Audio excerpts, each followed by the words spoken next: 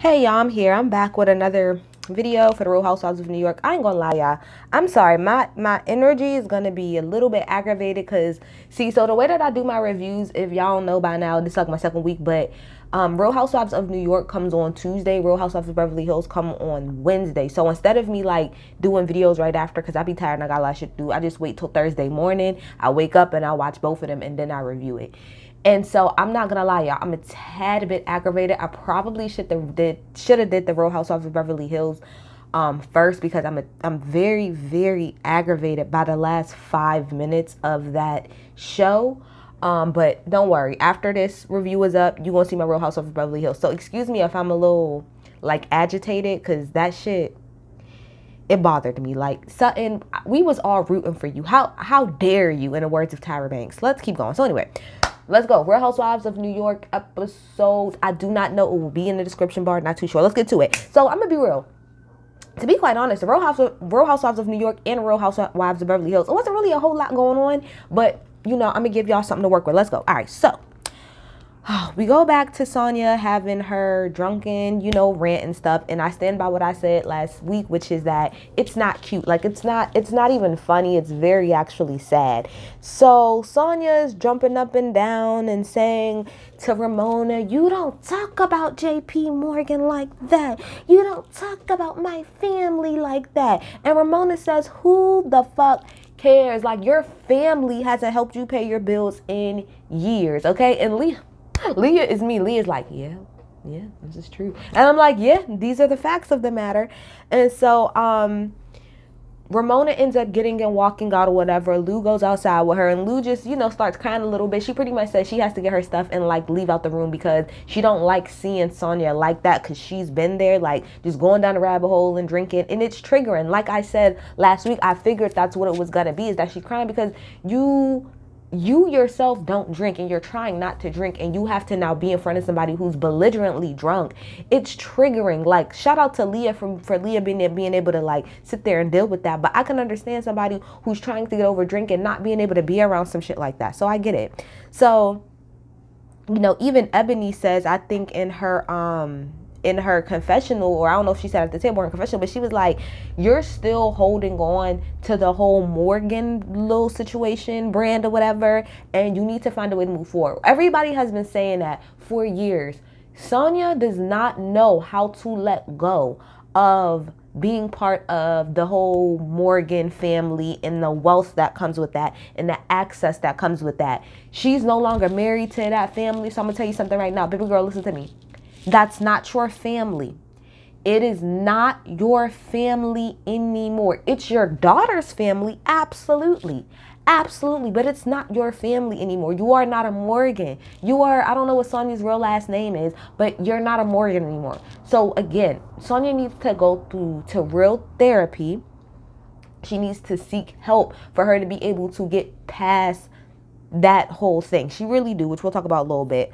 So the next morning, you know, because everybody leave, they go home. The next morning, Leah is up on the phone talking to her sister about her grandma and stuff, and her sister tells her like, oh yeah, you know, mom said that she wants me to go upstairs and spend some time, and then she wants, I think, like her other brother or sister to go and spend some time. And she was like, Leah's like, well, why she didn't ask me? Now y'all know, I think Leah and her mom don't have like the best relationship in the whole wide world from what I understand, and so she feel like some type of way, like I feel like she's like, why is she asking y'all but she not asking me type of thing. Then we move over to Ebony because Ebony kind of has the same thing. Now Ebony's mama got me fucked up. Like, the crazy part about it is like, I get it, but at the same, and I feel like to a degree, not that I would ever be put in that position by my mom, but I have been put in a position when it comes to my grandmother to make certain decisions in lieu of my mom not making decisions.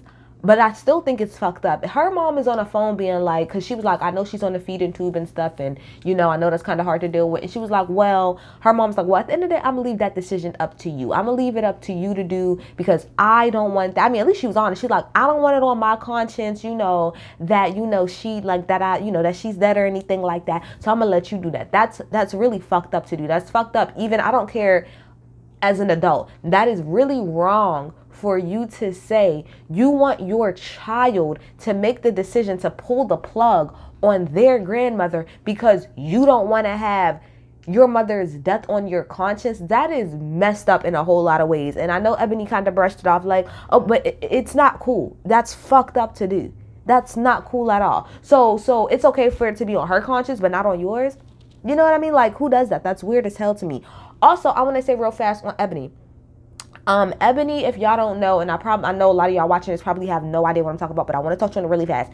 Ebony recently, like maybe last week or something, did a podcast talking about Joe Budden. If y'all don't know, Joe Budden is a rapper. He also has a podcast, and he's been having like a little rough time the past couple fucking days. People been coming out saying a lot of different things. Now, Ebony came out and said that he professionally ghosted her. Now, I didn't understand what that meant. From what I understand, she said pretty much that, okay, like I said, I know Ebony from working on State of the Culture. Not just that, but other things. But she worked on the State of the Culture, like I said before, with Joe Budden, Remy Ma, and this other guy named Jinx. Now, from what I understand, the show ended, right? They don't do the show anymore. And I guess Ebony feels like Joe didn't really hit her up all like that. And she thinks maybe it's because, like, she did a podcast with, like, somebody else. I don't really think that that's like professionally ghosting somebody. When she said professionally ghosting, I thought she meant that like they stopped State of the Culture and nobody really told her why. They just kind of like dipped out. But all of that to say, like, Ebony, I think you don't even get in the mix and the drama of what's going on with Joe Budden. Like, you don't have nothing to do with that. Focus on the Real Housewives of New York. That's all I have to say about that. Anyway. Okay, so then we go over to Ramona and Sonia together, and Ramona's trying to tell Sonia about how she flipped out, and Sonia's like, I'm trying to protect my family. It's not your family, Sonia. It's not your family. It is no longer your family, okay? And she's like, yeah, I'm just trying to protect my daughter's future. That's what she said, not my family. She's like, I'm trying to protect my daughter's future, and why would you ever tell Ebony to get a mortgage with Wells Fargo and not JP Morgan? And like Ramona said in her confessional, this is the one time I can honestly say I actually agreed with Ramona a hell of a lot this episode. And when she said, girl, let's be real, you think Ebony's mortgage has not one iota effect on your daughter's future? Your Sonia, your great grandchildren will never have to worry about anything. Okay, Ebony could never come to them again. It's not that big of a damn deal, but you're holding on to the symbol of what it means to be a Morgan. That's what it is. It's the wealth and it's the symbol. That's what you're doing, and you need to let it the hell go. Let it go. And Ramona hit the nail on the head. She was like, I feel like you're lonely, with everything happening with your family moving out, and then your daughter moving out and being grown, and now you being in like, quarantine and stuff by yourself. Like, I think you're very lonely and you're sad. So when you see, for example, Lou last night talking to Garth, the reason it triggers you so much is because you wish that you had somebody, because she said, what's your biggest fear? She said, being alone. I don't want to be alone, like, for the rest of my life. And she said, exactly, that's what it is. You see that Lou has somebody and you really don't, and it's triggering the hell out of you. I think Ramona's hit it on there. Everything that I said, Ramona hit the nail on the head. It's facts. You have your own stuff going on, Sonia, and you're literally taking it out on everybody else, and you need to like sit down and get that figured out for real. So then we go downstairs, right? And Ramona is like setting up the table because they're doing like this breakfast at Tiffany's whole little situation, right? And so her and Lou is talking, and she's explaining, to Lou, like what's going on with Sonia and what the problem was and all this other stuff. So then Leah comes in, and when Leah is coming in, now Leah did say, like, I'm already on edge about my grandma, so like any little itty bitty thing is going to tick me off. So when she came in the room, Ramona was like, oh, can you come back and give us like 5 minutes? And Leah's like, I mean, what the fuck? Like, and okay, I get it from both sides, because Ramona was trying to say, well, I was kind of having an intimate conversation, and Leah doesn't know Sonia the way that me and you do, Lou, so I didn't really want her here. But at the same time, like, let's be real, Ramona. Y'all was talking about this not really privately, because y'all on camera talking about it, and there's not, what you said about Sonia is nothing that I feel like Leah wouldn't understand or wouldn't get. So although Leah didn't know what you were talking about, I don't think y'all was talking about something so damn deep. And like I said, I don't even know fucking Sonia, and everything that you was saying to her, that you was repeating to Lou, I fucking see. So I'm pretty sure Leah wouldn't have like ran her mouth or made a big deal about it. So I do think you was overreacting by telling her to leave. But I do think that Leah's reaction to you telling her about coming back was a little bit over the top. And like I said, Leah said she was on an emotional edge because her grandma. So then, you know, Leah's just walking around the house talking about how she's over Ramona. Ramona's a bitch. Ramona's stuck up, all this other shit. So then Ebony comes downstairs, and Ramona grabs her to, you know, show her the layout of the table and stuff. She's like, you know, look. So then Leah, she's like, oh. But Ebony can come in here, but I can't. Leah, you was tripping. She wasn't having a conversation at that point. So in that point, like, she was doing a lot. She was just doing a whole lot. And Leah was just upset because she got shunned out the room. Who cares? Moving on. Garth ends up coming or whatever, and the funniest part is literally Garth coming in and Sonya being going over the balcony like this. Hi. I'm just like, you're a whole hater. You're a hater, girl. I gotta order some food. I'm so hungry. Y'all hear my stomach? I'm hungry. And I'm about to make me like a protein shake too. Yeah, so I'm like, Sonya, you are a whole hater, okay? Garth comes through, whatever. So then you got Ramona, Sonya, and Lou working out with Garth or whatever. And this whole time that they working out, Sonya is stay making little remarks and just pretty much being a full grounded hater. That's what she's doing. She's hating openly and honestly. And then we go over to Ebony and Leah, and they're downstairs like getting her makeup done and stuff like that. Hair and makeup done. And Leah was like, for her to deal with Ramona, she's just going to take a vow of silence until like 6 o'clock. So cool. They go upstairs. They tell the girls, you know, Ebony tells the girls she ain't going to talk till 6 o'clock. Ramona's like, so what that mean? Like, just leave her alone? Yeah, just leave her alone. Just don't talk to her. All right, fine. So now they're in the car, going to, I think to like go to like see the oysters or whatever the case may be. And so while they're in like the little van or whatever, Leah's kind of sitting in the corner because, of course, she's about silence, so she can't really talk and converse. So Sonya starts talking shit about Garth again, okay? And, oh, he's all of that, and you're just so up his ass, and Garth, right? And then Sonya brings up, you know, Tom. She was like, you always dating my men. This is not the first time this argument has come up. Specifically Sonya and Lou, but even Ramona sometimes. Sonya, Ramona, and Lou, they all kind of frequent the same men. Like, you know what I mean? Like, they all, specifically Sonya and Lou do. And Sonya is like, that's why she brought up Tom, which we all know is Lou's ex-husband, and she was like, you took my guy from me and stuff. And it shows the flashback of you know, Sonya talking about how she had slept with Tom or whatever, like a little bit, not that much longer before, like her and him and Lou got together, some shit like that. And she was like, that was my guy, and you went around and you messed with him. And I'm sorry, but Lou made a good point. She was like, stop saying that was your guy, bitch. I was married to him. You were not. I was the one that he married. I was his wife. That was my husband. So yes, y'all might have slept together, because she was like, yes, y'all might have slept together, might have had a little one night, little stand, but I'm the one that he was married to. So all of that, need to cut that shit out. And I'm sorry, but I had to agree with Lou on that. And Lou was like, at the end of the day, Sonya, because Sonya's like, you always want to mess with my men and stuff. And she was like, girl, you are a one-night stand at the end of the day, okay? You're a one-night stand. You have a little brain because you don't think or anything like that. And that's just pretty much what it is. Now, Ebony and Leah are kind of texting back and forth. And Leah is like, damn, like that. Like Lou is being like really, really mean and stuff. Like, you shouldn't be saying all of that. So Ebony kind of chimes in and she's like, you know, that's not like a nice thing to say. Like, Sonya needs like positive affirmations, and you saying that all she's good for is a one-night stand and all of this other stuff, like, that's not cool to say. I mean, I get what you're saying, Ebony, but at the same time, it's like, Sonya expects people to baby her. Like, that's really what it gets down to.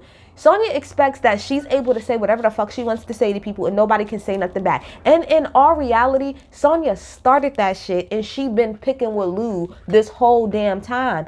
And I'm sorry, but if you try to say to me that my ex-husband was like, that I technically like was like that my ex-husband pretty much was yours and I just kind of took him, bitch, no. If y'all wasn't married, if y'all wasn't together, if all y'all did is fuck, that's all y'all did. I'm the one who was married to him and was married to him for quite some time. So what are you even trying to say? What is the point that you're trying to prove here? So I felt Lou like pretty much defended herself. So Ebony, I get what you're saying. It's not a nice thing for Lou to say, but at the same time, bitch, you come for me, I'm gonna come for you type of thing, you know? Sonia said that she doesn't like the fact that that her and Sonia, like I said, they kind of sleep with like the same men and stuff like that. And Sonia feels like whenever Lou gets a new boyfriend that she kind of dumps the rest of her friends and don't talk to them and stuff like that. And I mean, okay, I don't like women that get like that. People that I'm friends with, like once you get a nigga, it's like, or get a boyfriend, it's like, oh, well, fuck y'all hoes. But at the same time, it's like, that's kind of normal a little bit. Like if I was single, right, then my time would be much more freed up to spend with my friends except once I get a man. Yeah, I'm not gonna spend as much time with y'all. Let me tell you something right now. In my friend group, almost everybody, like my core, like 3 people that I talk to almost all the time, all of us have boyfriends, right? I could be on the phone for like an hour and some change with one of my friends. If her boyfriend calls her, she'll be like, oh, such and such is calling me. I'll be like, all right, cool. Hang up the phone. And if my dude is calling me and I say, oh, such and such is calling me, I'll be like, all right, cool. Talk to me later. It's not a big deal. Like, it's really making it a bigger deal than what it is. I am so hungry, y'all. I'm hungry as hell. I'm really going to have to pause this because I'm like, hold on. I might need a cookie or something. Hold on. I think I need a cookie. Okay. Sorry. I need to get a... Oh, shit. I'm sorry. I'm hungry, y'all. Like, and I know cookies just like isn't breakfast or anything, but like until I bust these videos out for y'all, like I'm gonna get these videos out for y'all. So like, I just bear with me, y'all. I'm so sorry. I'm so hungry. I'm so hungry. Okay. So yeah. So that's that on that. Okay. So then where we at? My notes is all messed up here. Here we go. Okay. So yeah. So like I said, so I feel like that whole thing about, like I said, when women get, you know, a boyfriend or a man or husband, you know, of course their time is going to be split up differently. And then they do all of that just to turn around and apologize to each other. And Ebony is me. She's like, girl, y'all are some different friends. Because if like one of my friends would have said some of the stuff that Lou said to me, yeah, we ain't talking for quite some time. I would have to agree, okay? So then they go oyster chucking. That's fine, you know. Then the whole thing about Heather comes up, and Leah again talks about, you know, how all Heather does is run her mouth, and she don't understand why she's coming. And Ramona's like, well, I mean, yeah, she's coming and she's spending the night. They're like, girl, she's spending the night. She needs to be downstairs. That same little area that Lou had a problem with last time, send her ass down there. Send her to the dungeon, okay? So, and this is not alcohol. I know it's a red Solo cup, but it's just water. So then we got dinner, okay? Dinner happens. It's the whole, you know, breakfast at Tiffany's little situation. So Heather ends up showing up, and, you know, she's kind of talking to Sonia, but Sonia's like, girl, I'm not about to, because I think she said something about, oh, you should help me with my updo. She was like, girl, you was talking about me. Like, I'm not about to help you with your updo. So then Ramona brings her downstairs. Okay, and Heather is like, you know, it feels a little bit cold and I'm being put downstairs, but you know, it's fine. And so all of the girls come together. Of course, everybody looks all right, I guess. I didn't hate, for the first time, I didn't hate what Leah had on. It was okay. I wish I would have seen it like a little bit more fuller. Like I did see her standing up, kind of sitting down, but I wanted to like see like a full picture of the ensemble. But I liked the print. I thought it was cool. So yeah, so Leah is like, girl, you could come up here and be fake if you want to, but I'm not about to be fake, okay? Like, and she's being fake. And I'm sorry, Heather gives me straight fake vibes she gives me fake as hell. Like, she just comes off, nothing about her seems genuine to me. Like, she comes off fake as hell. From the moment she walked in the door to the whole time that she was at the table, she comes off very, very fake. I hope y'all don't try to bring her on as a castmate, because I do not want her. Let's find somebody else. She don't seem like she'd be a good castmate to me. Okay, anyway, so then we get to the dinner finally. And, you know, Lou, before they get to the dinner, right, Lou asks Leah, she was like, Leah, you still doing your podcast? And then they go to cut to her confession. She's like, I'm not gaslighting, you know, I'm just throwing a little match, you know, to get the conversation going about the whole podcast thing. And